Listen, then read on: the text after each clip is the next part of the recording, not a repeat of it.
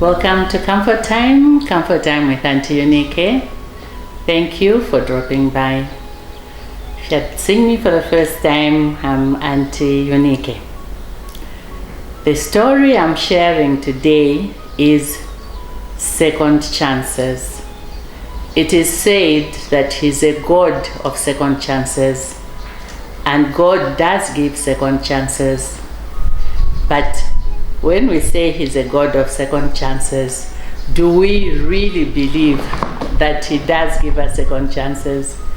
Are we courageous enough to embrace the second chances that we are given?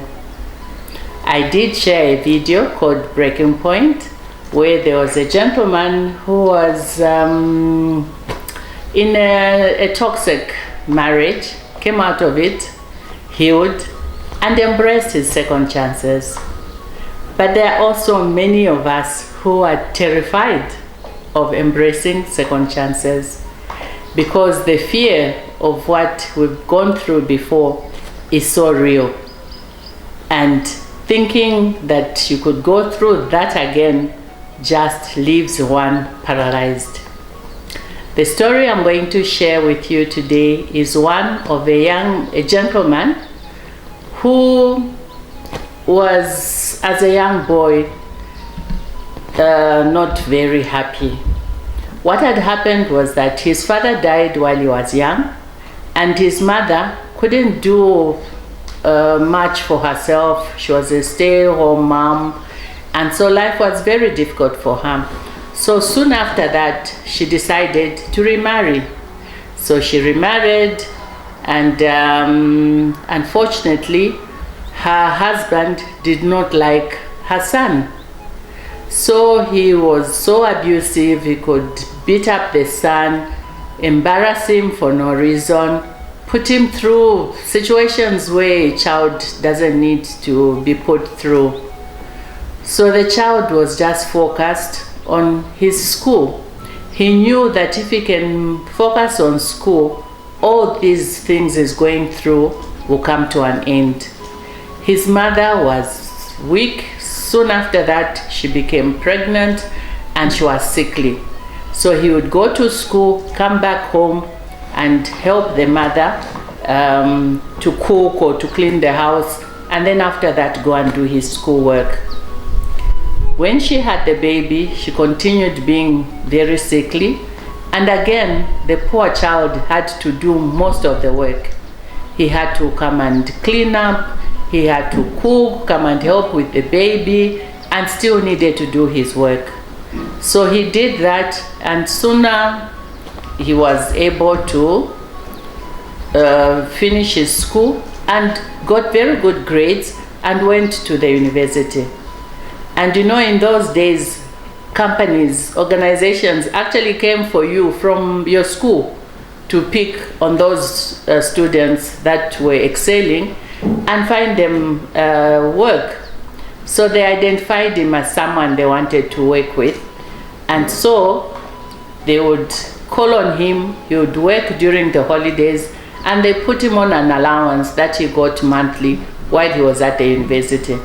And with that money, he was able to help his mother, and also, yes, the abusive father, who was now not abusive because he was older and he could defend himself. So he had other siblings that he decided, okay, I'll help my mother, I'll also help my siblings, including the father, and that worked very well. And then now, because of the work that he did, he decided the only way he could make himself happy was concentrate on his work and his study. He had no time for social life. This became so much that he didn't even know how to approach a girl for a relationship. So his friends arranged for a girl that he could go out with just to make him loosen up a bit. And he liked the girl, they went out, and the girl had been around. She had been around so much that she knew that no one who knew her was going to marry her. But this guy was such a bookworm that you didn't even know that this girl was too exposed. So he was able to get with her. They got married, and the girl was determined to get married because she knew no one else would marry her. So he married her and hoped for a happily ever after. This did not happen. They had the first child, second child, third child. Then she just decided now to abandon him. So he was alone with the children. He had to look for maids to help with the children because she would say at her work she was having waking breakfast. So she would leave very early to go for breakfast, according to her, from her job. And he would remain home, look after the children, care for the children, and then do his work and go to his work. So this continued. And as far as he was concerned, it was like deja vu. Because it was like life, you know, what he went through growing up is happening all over again. This made him very sad, but he did what he knew best, run to the books. So all he did was work, work, work. That is the only solace he knew. That is all he could do to save himself. So after that, he heard his wife was being promiscuous. She's going out with this man and that man. He had no proof, but it was so embarrassing. Imagine meeting people in business forums and not knowing which men are actually laughing at you because they're sleeping with your wife.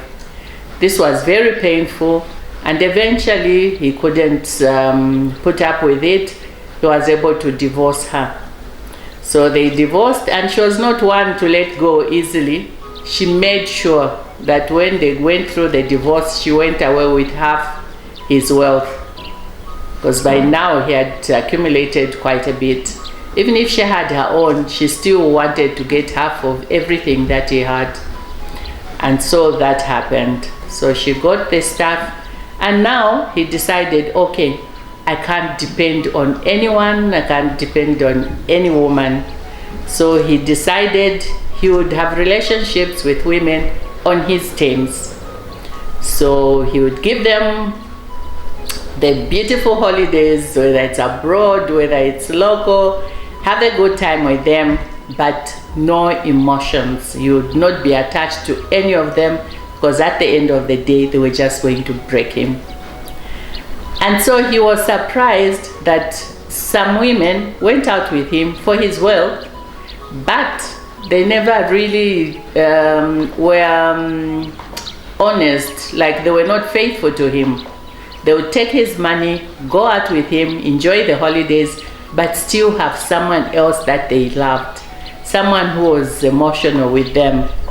So he was shocked to find that despite everything that is giving these women, they still were not, he still didn't own them, because he thought if he gives them money and gives them a good time, then he would own them. But it doesn't work that way. So eventually he decided, okay, I'll just serial date. So he was serial dating. He would go out with this one. When he's tired of them, leave them, go to another one. Tired, leave them. If they give him a hard enough time, give them enough money to do some business or do something else, then he leaves them. And so that was his life. And then now he meets this businesswoman. She was a widow, and she was a very comfortable woman. Her husband died while she was young, and so she brought up the children on her own, and by choice. She didn't want to get married. So now the children were older, they were all living their own lives. And so when they met at a business meeting, she was like, okay, he looks nice. She liked him. And he also liked her. So they got to talking, and they became friends. And so he decided, okay, asked around about her, and he discovered that she was a very principled woman, very decent woman, And he decided, okay, maybe I'll have a relationship with her. So he approached her, even if he thought she was too good to be true. What he had heard, what he had seen, he was like, no, she just must be very good at hiding her flaws. There is no one who can be that good, that humble, that honest. It's just not possible. So he didn't believe that. So anyway, he decided he would go out with her, have a relationship with her, go on a few holidays with her. And when he discovered she's not really whom he thought she was, she would join the queue of others that he had left. So he talked to her and he asked her, okay, so I like you. And she was like, yeah, you're not too bad yourself, so I like you too. So he was, okay, so this is what's going to happen. I do relationships on my terms. So I'll let you know when we can get together. I'll let you know when we can go out and stuff like that. And I'll go out for holidays with you. I'll give you whatever you need. And that's how I roll. And the lady was, wow, okay. No, so you are saying you are going to be my boyfriend, my man friend, or whatever you call it, but you dictate how this relationship will be. And he says yes. So she says, okay, I hear you. You know what? I don't do such things. I do not follow relationships based on what someone decides should happen. The only relationship that I value is a relationship based on love and mutual respect. One where, as you go into it, it's not already cast in stone what is going to happen. A relationship where you go into it wanting to see what will come out of it. Sometimes it works, sometimes it doesn't work. But having it already mapped out, no, sorry, I don't do such. So thank you for the offer, but no thank you. He was like, your loss. So he went. So she was like, yeah, let him go. That's how he went. So they met 1-2 times again after that. And he couldn't believe that she just had let him go and that's it, she didn't care. She continued with her life. So what does he do now? He decides he likes her so much and he wants to be with her. But then his behavior put her off. So what do we do now? How do I go back to a situation where I'm the one that messed up? It took him a long time to have the courage. So he went through counseling just to understand that is it possible that there are people who are honest, people who are like that lady seems to be. So later on he discovered that yes, not everybody is bad. There are some people who are genuine. And there are people that will not hurt you and who are not looking at getting anything from you, who can show you that love does not cost a thing. You can be in love with someone and not expect anything. And whether you've given them something or not does not matter. They love you, the essence of you as a person. So if you find someone like that, then you are very lucky. Don't let them go. Like I shared that there are 2 types of people in the world, and this is in the video, hurt people, where I shared that there's Ken's children and there's Abel's children. Ken's children, they can't help themselves.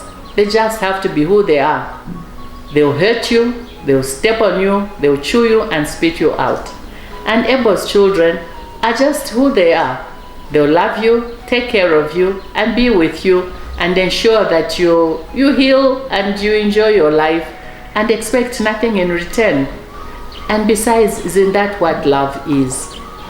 So he had the courage to approach her, and he approached her with the right offer this time. He was sorry for the way he behaved, but he says, I have not known a person who is genuine in my life, and you were the first person, and I didn't believe that you were real. I see that I misjudged you, that I disrespected you, and I'm sorry. Can we start again? So he reintroduced himself, she reintroduced herself, and they decided to have a relationship, and it worked out so well. They were so happy together. They eventually, a few months later, they got married, and they are living there happily ever after. So my question is, what will it take for you to surrender, for you to feel that God is presenting a second chance for you, and you're still stuck in fear to embrace what is being presented before you? Take courage. He is a God of second chances. Be discerning. Check what is being offered to you through other people.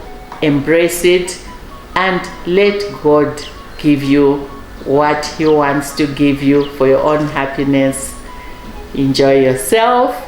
Thank you for watching. I hope this video helps you to loosen up, to let go of the fear of second chances. It is available to you. Embrace it. Take it up. Enjoy yourself. Thank you for watching. If you have already subscribed, thank you. If you haven't, please do, and ask others to do the same. Thank you for watching. See you in the next video.